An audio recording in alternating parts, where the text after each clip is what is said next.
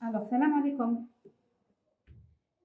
Chers étudiants, donc cette première vidéo va être dédiée à un récapitulatif du TP numéro 1, ok, que vous avez vu durant ce semestre. Alors, on va ramener l'énoncé. Ok, on va ramener tout de suite l'énoncé pour vous expliquer un peu.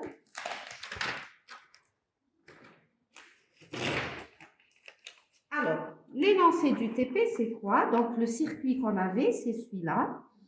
Alors, il est constitué par quoi? Donc, vous avez un transistor, ok, et qui est polarisé par un pont de base. Donc, vous avez vu, on a vu en cours et en TD que le transistor peut être polarisé par un pont de base ou bien par une résistance de réaction entre le collecteur et la base. Alors, ça, c'est R1, R2, R3 et R4. Alors, ce R1, il coïncide avec RC. C'est la résistance du collecteur et là, c'est la résistance de l'émetteur. Ensuite, ce pont de base que je vais réaliser directement sur la maquette. Alors, je viens à ma maquette. Regardez. Voilà mon RC. Donc, c'est mon R1. Et voilà. Bon, c'est pas la même appellation. Donc, sur la maquette, ce R... Pardon, excusez-moi. Donc, ce R1, c'est plutôt ça. Et ça, c'est RC. Donc, R2, c'est ici. Et là, c'est R1. Voilà. Donc, je redessine pour que ça soit plus net et plus clair.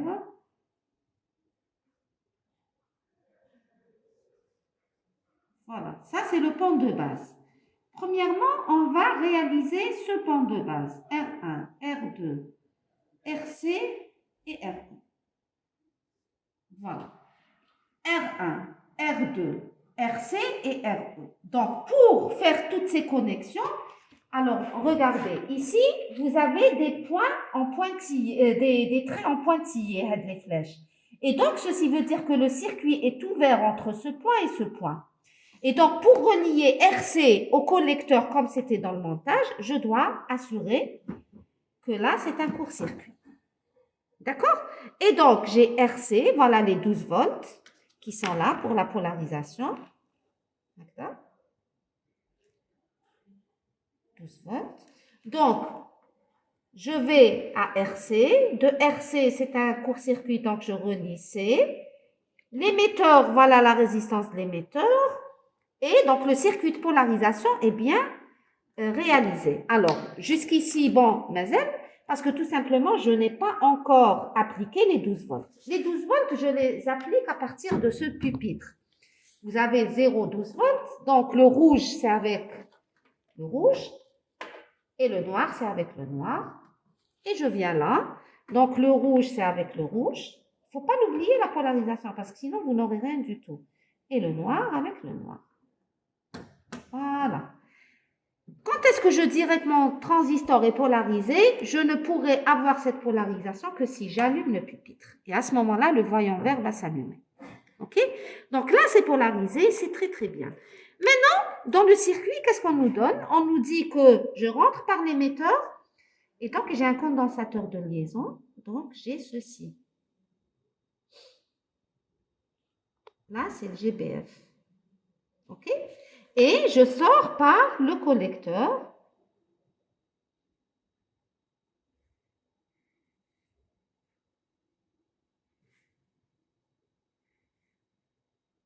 Voilà. Donc, je viens à mon circuit. Voilà, la base. Cette base. Ah, regardez, je vais faire ça. La base.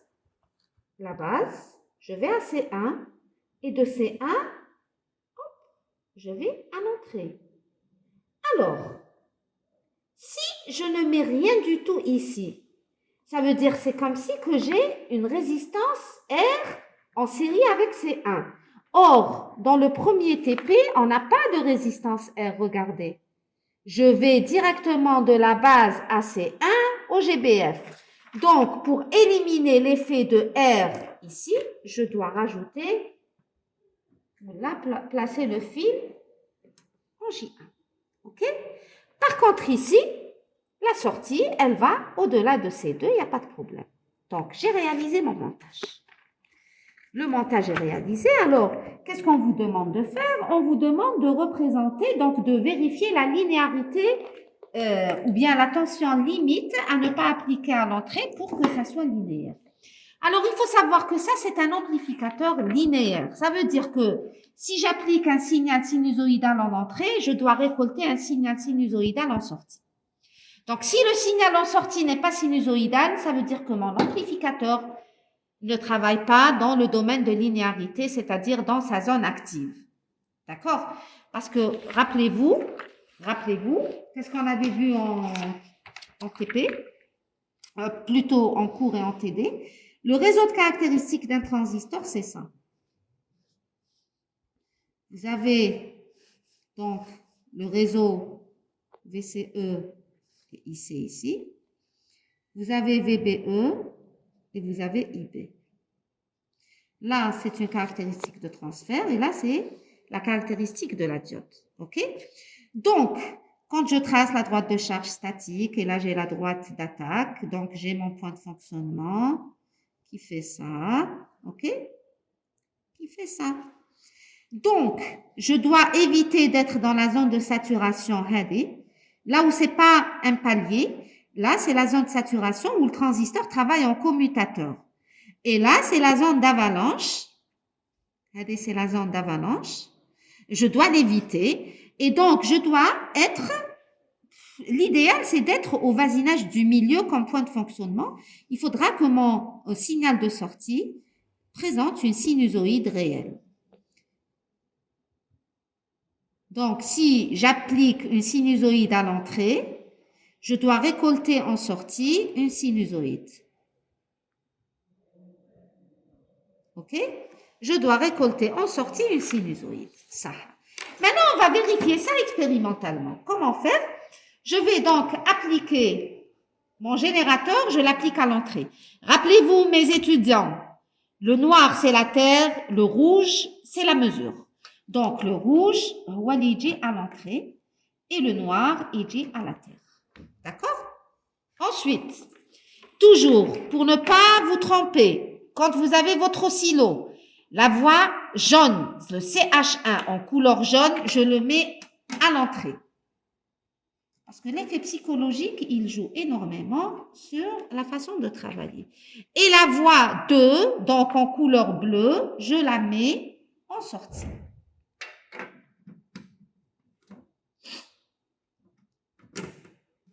Voilà. OK? Je la mets, je vais l'inverser, je mets chacun.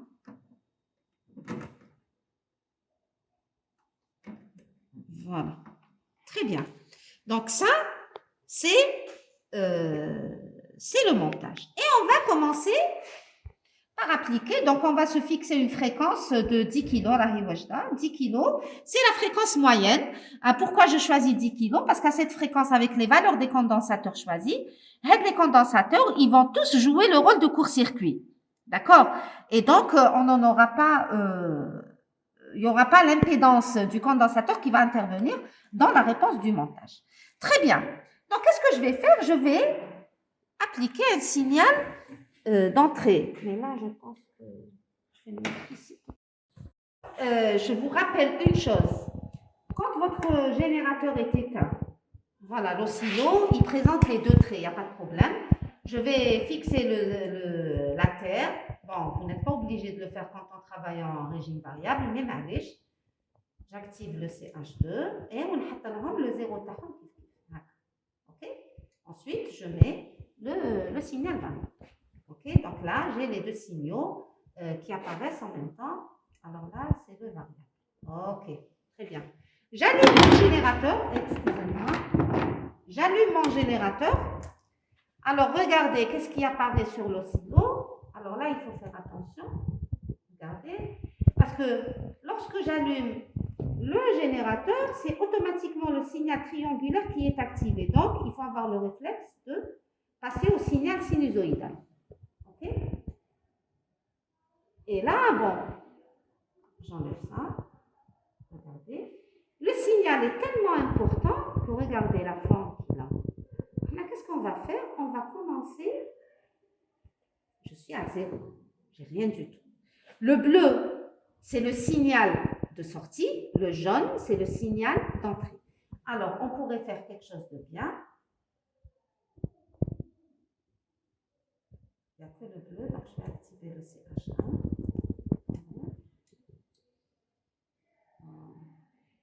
Le signal est tellement faible que ça donne l'air... non, il n'est pas branché, Aslan. Donc, je vais brancher le signal à l'entrée. Regardez. Je change de calibre. Voilà, j'ai deux signaux sinusoïdaux. Regardez, j'augmente. Là, c'est une observation que vous allez faire. Là, je me remets à 10.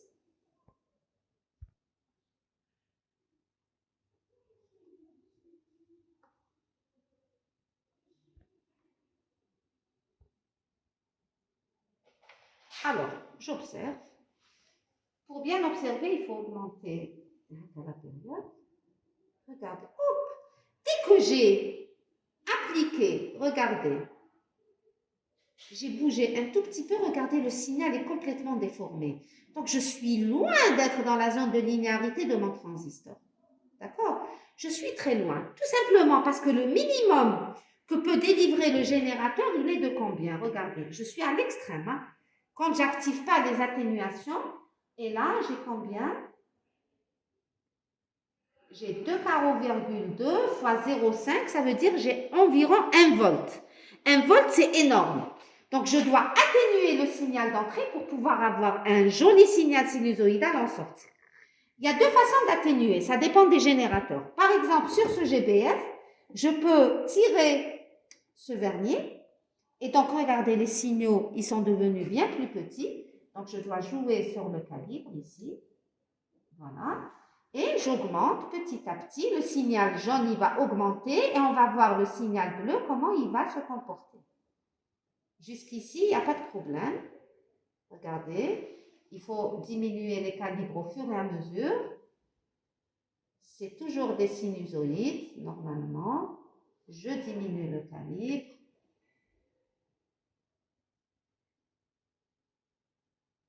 Ah, là, je pense qu'il commence à y avoir une déformation. Parce que regardez, il y a une asymétrie entre cette alternance positive et négative et celle-là. Regardez, là, c'est un maximum diffus, mais là, il est bien pointu. Comment je peux le vérifier? Regardez, je me place, je mets le 0 ici. Je mets le 0 aussi. Voilà.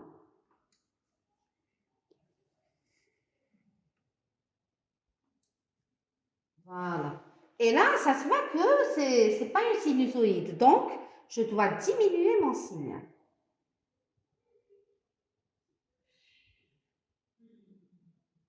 Et là, qu'est-ce que vous en pensez?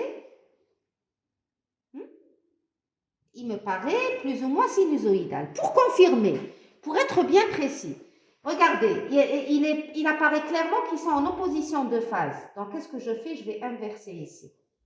Et je vais jouer sur le calibre pour les superposer. Voilà, c'est une bonne idée. Et là, on va voir, est-ce que c'est réellement une sinusoïde? Est-ce qu'il y a la symétrie? Mais là, moi, réellement, je pense qu'ils sont bien symétriques. Regardez. L'alternance négative, elle est symétrique par rapport à l'alternance positive. Alors, je vais mesurer la tension d'entrée qui donne ceci. Donc, 1, 2, 3, 4. Donc, 4 fois le calibre 0,2, ça me donne 0,8 volts. Donc, observez bien. Ici, le VE limite, il est égal à 0,8 volts. Mais qu'est-ce que j'observe? J'observe que là, la résistance RE, elle n'est pas découplée. Elle y est toujours. La résistance RE, elle n'est pas découplée. Si j'avais à découpler la résistance RE, c'est-à-dire et à ce moment-là, en régime dynamique, le condensateur, qui est en parallèle avec RE se comporte comme un court-circuit et c'est comme si que mon émetteur va être mis à la masse directement. Chouf. Regardez. Regardez le signal, comment il a été déformé. Tout simplement parce que la limite de linéarité pour le découplé, elle est très inférieure à la limite de linéarité pour le non découplé. Donc, pour cela, je dois diminuer encore mon signal d'entrée. Je le diminue et il va commencer à s'arranger. Je diminue et c'est toujours un écrêtage. Bien que le bouton... Alors, qu'est-ce que je fais? Je vais activer le moins 20 dB ici. OK? Et je vais observer les deux signes. Voilà. Très bien. Là, ça a l'air d'être sinusoïdal. J'augmente et je vais voir. Voilà. Je pense que là, ce n'est plus le cas parce que l'alternance négative, elle est plus grande que l'alternance positive. OK? Donc, ma limite, elle est à ces environs. Voilà. Donc, la limite, elle est à ces environs. Donc, voilà, regardez. Regardez comme ça dépasse.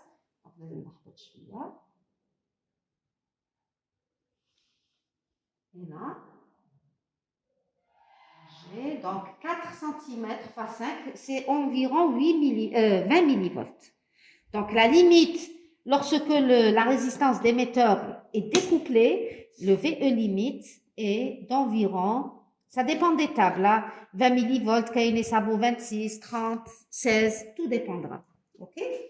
Et donc là, on a terminé avec ça pour le domaine de linéarité. On va passer au régime dynamique. Au régime dynamique, donc, c'est la première étape, c'est la détermination des caractéristiques dynamiques après avoir fixé, parce qu'on nous demande là de fixer, donc, voilà la partie travail. Voilà.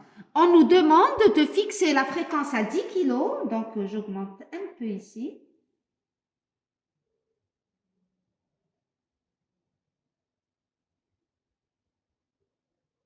Ah, et 10 kg. Et c'est tout. On veut que l'amplification et la tension d'entrée à 20 millivolts. Voilà, je suis à 20 millivolts. 4 carreaux x 5, c'est 20 millivolts. Très bien. Déterminer le gain en tension à vide. On va le faire pour la résistance découplée, non découplée. Alors,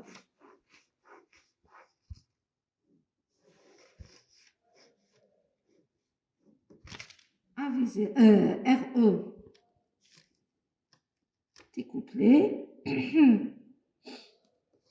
RE non découplé. On dit le AV0, on dit la résistance d'entrée, on dit la résistance de sortie. Pour le AV0, il n'y a aucun problème. Regardez. Pour le RE découplé, je laisse le fil et je mesure la tension de sortie. Tout simplement, je mesure la tension de sortie. J'ai combien de carreaux? J'ai 3, 6 carreaux. 6 carreaux x 0,5. La tension de sortie, elle est, donc je le note ici, VS de sortie, c'est 3 volts. VE, c'est 20 millivolts. Ça veut dire mon AV0, c'est 3000 divisé par 20. 0 avec 0 va partir, il va me rester 150. Mais faites attention à une chose. Regardez. Là, j'ai activé le mode inversion, lequel je le désactive. La tension de sortie est en opposition de phase avec la tension d'entrée et c'est ce qui fait que mon AV0 dans ce cas, je lui affecte le signe moins. C'est moins 150, c'est très très important. Le signe moins, il est caractéristique du montage émetteur commun. OK? Rappelez-vous de ça très bien. Alors, pour le non découplé, il suffit d'enlever le fil et de mesurer la nouvelle tension de sortie. Donc, VS0 serait égal à quoi? là, c'est pas lisible, j'augmente le calibre. Et ça me donne 2 carreaux, 2,4 fois le calibre 100. Donc, VS0, c'est 2,4 fois le calibre 100, c'est-à-dire 0,1. Et donc, mon VS0 serait égal à 0,24, pardon. 0,24. Et donc, votre AV0 serait égal à 240 divisé par 20. 2 et 2, ça va me donner moins 12 cette fois-ci. Puisqu'il y a toujours l'opposition de phase. Donc, le coefficient d'amplification de l'émetteur commun, AV0 avec RE découplé, en valeur absolue, est supérieur, il est bien supérieur au AV0 avec RE non découplé. OK? Ça, c'est en valeur absolue, mais il ne faut pas oublier de prendre le signe moins qui est révélateur de... Le signe moins, il est révélateur de l'opposition de phase. OK? Donc, un déphasage de pi. C'est un déphasage de pi. Très bien. Maintenant, on va passer au calcul de la résistance d'entrée. Alors, qu'est-ce qu'on vous a donné sur le polycope? Ou la machine sur le polycope, vous avez de la résistance R qu'on a court-circuité. Pourquoi on l'a placée et on l'a court-circuité? Tout simplement, n'importe quel montage amplificateur. Par exemple, c'est un montage, hein, c'est une boîte fermée. À l'entrée, si je me place ici, je vais voir que RE. Je ne vais mesurer que RE. Donc, à l'entrée, je remplace cet ampli par une résistance RE ici. Et là, c'est attaqué par un générateur. Mais comment je vais mesurer expérimentalement RE? Eh bien, il y a une astuce. Je vais insérer entre le générateur et l'entrée de l'ampli, je vais insérer une résistance R. Donc, هذه هي.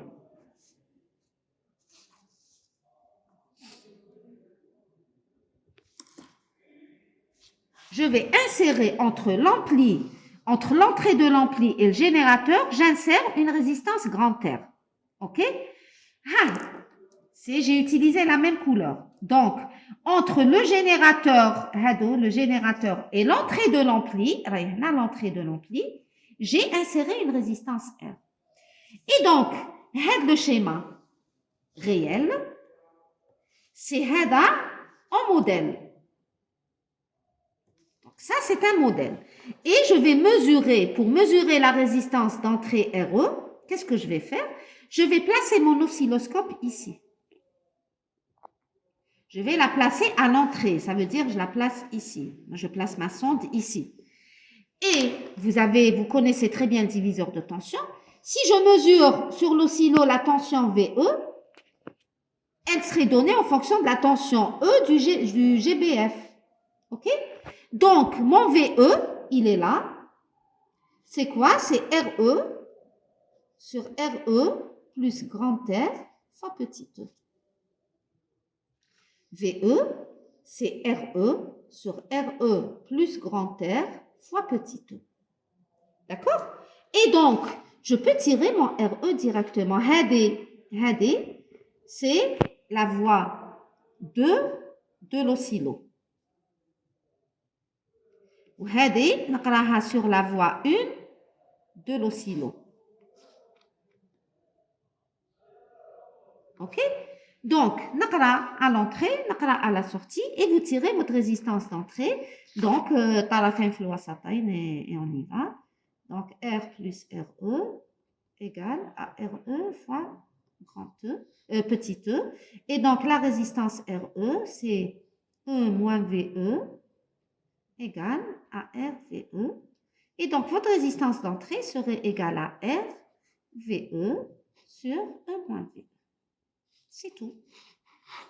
On peut faire un test pour un cas. Maintenant, je laisse non découpler la résistance d'entrée. Qu'est-ce qu'est-ce que j'aurai à faire?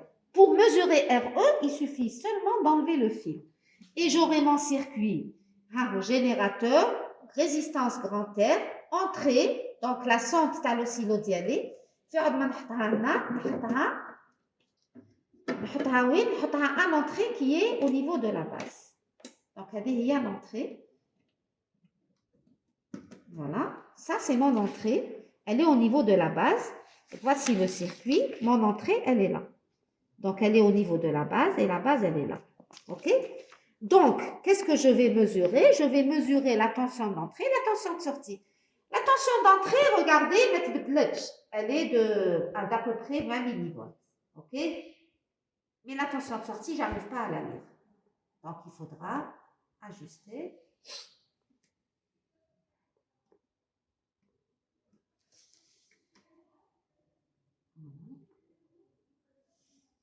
Je vais mettre un stop ici. Et on va essayer de lire. Donc, je suis à environ 2 carreaux fois 5. Donc, je suis à 10 millivolts. Donc, mon E, c'est 20 millivolts. C'est le jaune. Mon VE, c'est 10 millivolts. Et donc, mon RE serait égal. Donc, VE sur E moins VE, donc ça serait 10 sur 20 moins 10, fois la valeur de R. Je vais l'attendre comme R. R, voilà. Attendez, la valeur de R. 1 kg fois 1. Donc, ça me donne combien ici? Ça me donne 500 ohms. Et qui est un ordre de grandeur très, très acceptable. OK? Par contre, le cas de la résistance, je vais... Ah, elle était non découplée. Là, c'est pas 500. Oh, j'ai fait une erreur là. 10 sur 20 moins 10, c'est combien? C'est 10 sur 10, donc ça me donne 1 kg. C'est 1 kg pour le non découplé. Maintenant, si je découple, on va voir est-ce que ça va changer. On va voir est-ce que ça va changer. Je vais déstopper. Voilà. Et là, je vais remettre le stop. Pardon.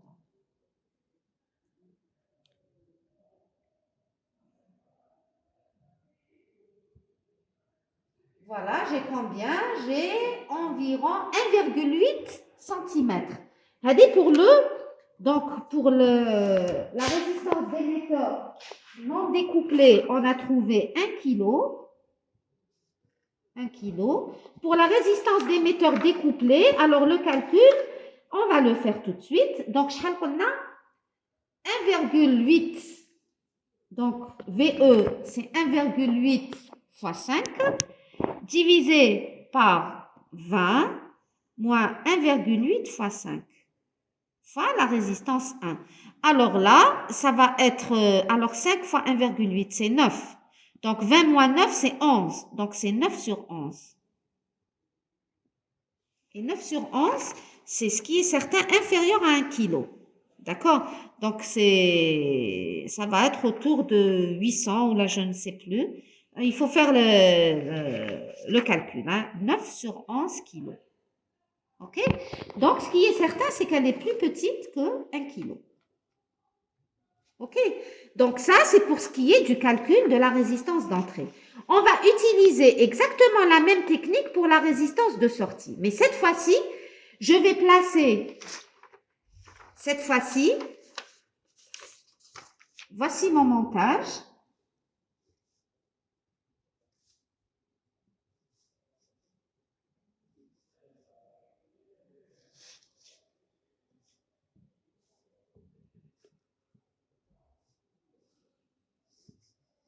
Voici mon montage. Hadi C2. Hadi toujours 12 volts. Hadi C1. Hadi اللي كنا دايرينها la résistance R, la résistance de sortie, je vais l'enlever. Donc, نعاود نرجع الخيط تاعي. OK, je mets le court-circuit. Et je ne change rien ici. هذا pour mesurer RS. La résistance, il ne faut pas de compte parce que sinon, elle va me fausser tout. Ça sera un autre montage. Donc, OK? Et je vais placer je vais insérer entre la sortie, d'accord? Entre la sortie de l'ampli et la charge, je vais insérer une résistance grand R. Tout simplement, parce qu'on a vu l'année passée que ça, je vais le remplacer par un élément, un générateur de Thévenin. Donc, c'est VS0 ou c'est RS. D'accord? Et je vais insérer une résistance à la sortie.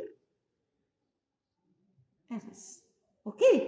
Donc, pour mesurer RS expérimentalement, je vais insérer une résistance R.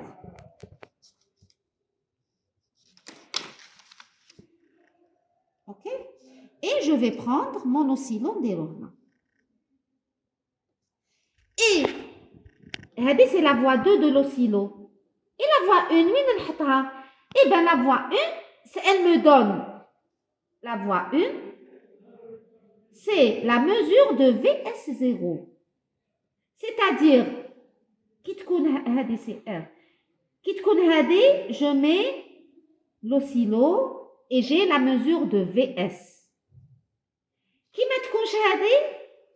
J'ai un circuit ouvert.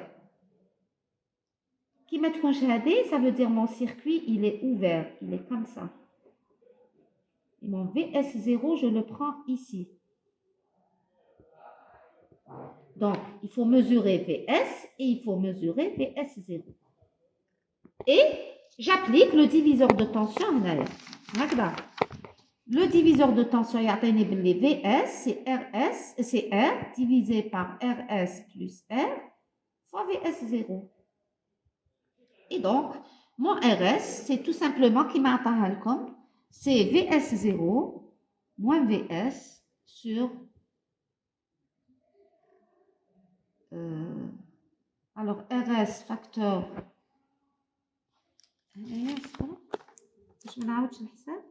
V et V c'est quoi? C'est ça. Donc c'est VS. Voilà.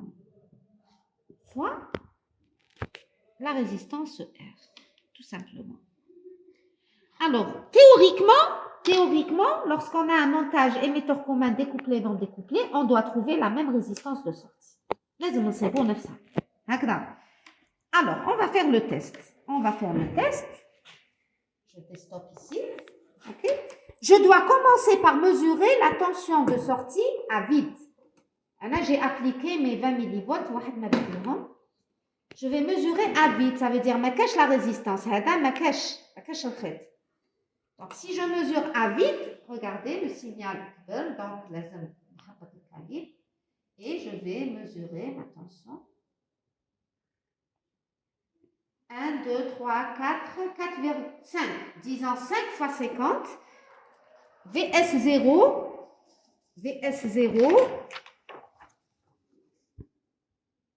c'est environ 5 fois 50 et c'est donc 250 millivolts. Nous avons le VS. VS, comment je le calcule? C'est lorsque je place la résistance R. Donc, je dois mettre le fil. OK? Et on va voir le signal de sortie, il doit être plus petit. Et c'est correct, regardez. J'augmente pour... Il faut toujours augmenter le calibre parce que la lecture est précise. Et là, j'ai 1, 2, 3, 4, 5, 5,4 fois le calibre de 20. Donc, VS, c'est 5,4 fois 20. Il y a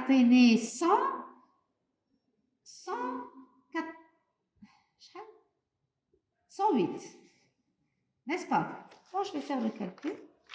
5 fois 20, c'est 100. Et 0,4 fois 20, c'est combien? C'est 8. Donc, c'est 108. OK? Donc, ma résistance de sortie, elle serait égale à quoi? D'après la formule qu'on a établie avec le diviseur de tension. Donc, c'est 250 moins 108 divisé par 108 fois la résistance R', qui est égale à combien? Qui est égale toujours à 1 kg. Donc, on va faire un calcul. Je n'ai pas de calculette sur moi. Donc, 250 moins 108, 2, 4, 1. 142 divisé par 108. D'accord. Sur V. Oh, voilà. Elle devrait être la même que je sois en découplé ou là en non découplé. Alors maintenant, si je découpe la résistance, est-ce que ma tension de sortie va changer? On va voir. Le VS0 ne doit pas changer. Maintenant, avec la présence de ce fil ou pas, regardez, est-ce que ça va changer? Non. Ça ne change pas parce que tout simplement, je dois avoir la même résistance de sortie, ce qui est prédit théoriquement. Pour le calcul des caractéristiques dynamiques du montage émetteur commun découplé non découplé. Alors, les résultats, il faut que tu aies le découplé, le RE découplé, elle est plus petite que le RE non découplé. Le coefficient d'amplification à vide en valeur absolue, tu as découplé, il est plus petit que tu as non découplé. La résistance de sortie, elle devrait être la même entre le découplé et le non découplé. Comme on va le voir en cours et en TD, parce que tout simplement, quand on est en émetteur commun, la résistance de sortie, elle doit être égale pratiquement à la résistance de notre collecteur. Okay? Et ensuite, il n'y a rien à faire. Ensuite, c'est la courbe de réponse. Donc, on choisit un cas, le non découplé. Pour avoir le vide, ou pour ne pas avoir l'effet de R. Donc, il ne faut pas dire comme il faut raisonner. Quand est-ce que je place ce fil? Quand est-ce que je place ce fil? Donc, quand je veux faire la courbe de réponse, il faut que ça soit un circuit ouvert ici, pour ne pas avoir l'effet de R', ou pour avoir un circuit, un court-circuit ici, pour ne pas avoir l'effet de R. Donc, ça. OK? Donc là, j'ai pas l'effet de R, et là, j'ai pas l'effet de R'. OK? Et ensuite, vous allez balayer votre... Est-ce que c'est... Voilà. Ensuite, vous allez balayer des plus basses fréquences aux plus hautes, hein, pour voir comment ça évolue. Regardez, ça reste constant au début. Le signal bleu ne change pas. Parce qu'il ne dérange pas. Voilà, le signal bleu, au début, regardez comment il était.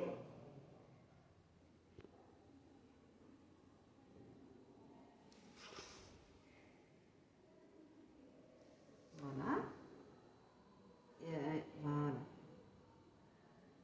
Sinon, la réponse, elle...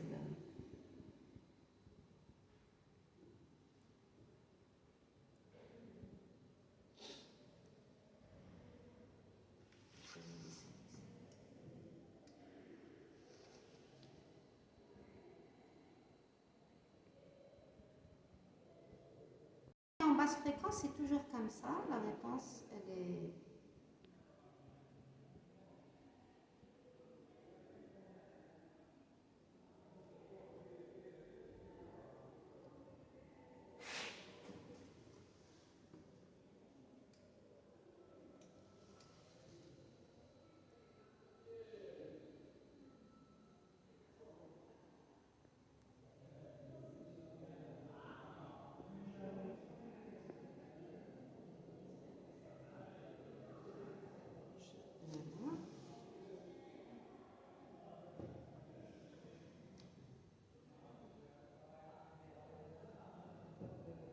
Voilà,